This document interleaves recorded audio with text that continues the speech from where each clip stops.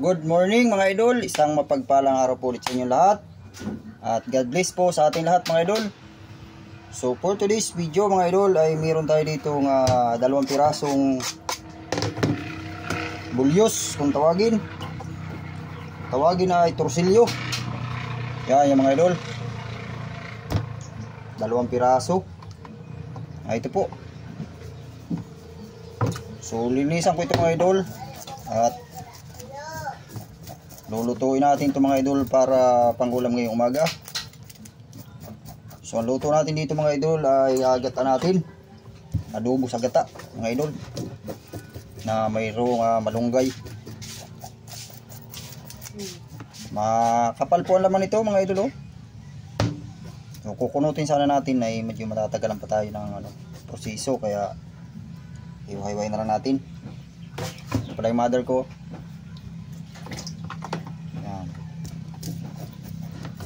So adoboin natin sa gata na may dahon ng malunggay.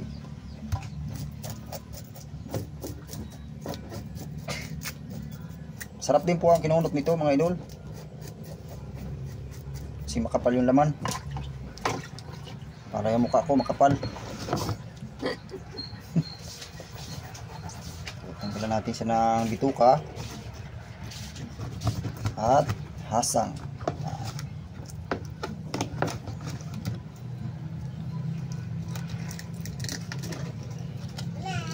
So bili ni Mrs. mga idol nito ay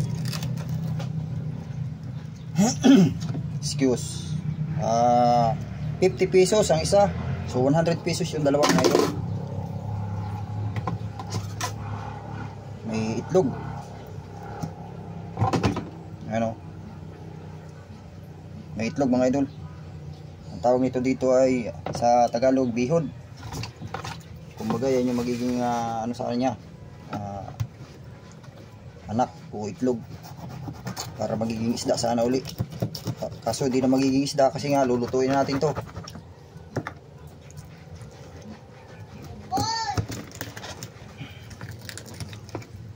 Okay.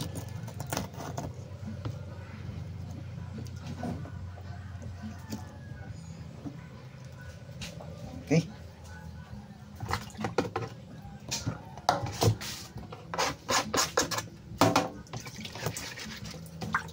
Papaksiw ko muna ito mga idol bago natin ito lalagyan ng gata, liputok, para talagang malasa. Okay. So i-slice natin ito mga idol ng saktong-sakto yung size. Gagata natin ito mga idol. So sa mga bata, dabis to ipaulam mga idol kasi hindi masyado matinik.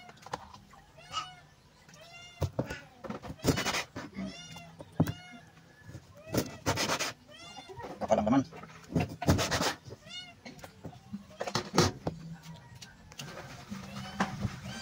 Lagyan natin dito sa ating kawali. So pasensya na yung kawali ko mga idol ha, kasi ito sa kahoy namin ginagamit, kahoy uling. Lagyan natin dito yung ating isda para malagyan natin ng rigado.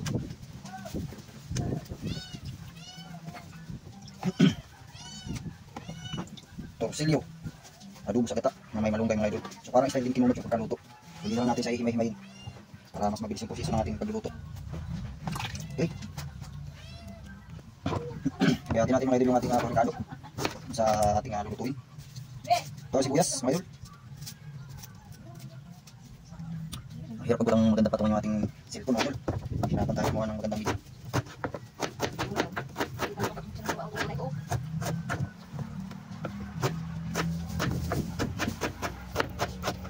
Ben, itapon mo nga ito masuwas na span. Bawang mga idol.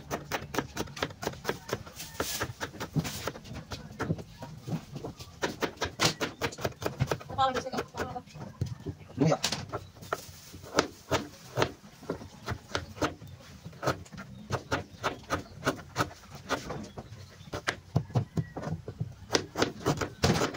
So masarap sa mga luto ngayon laging may luya. Sinakatula na langsa mga idol. Lagyan natin dito isda.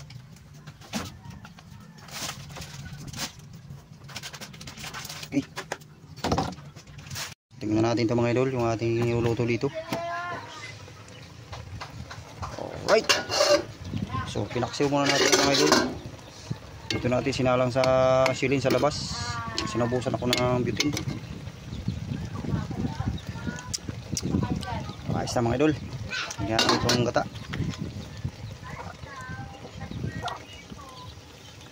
Liputok mga idol.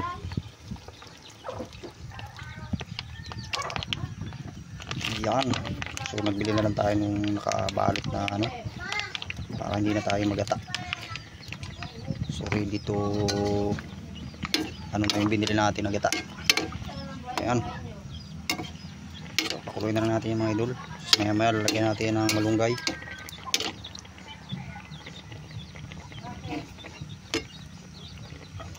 Balik na din natin mga idol.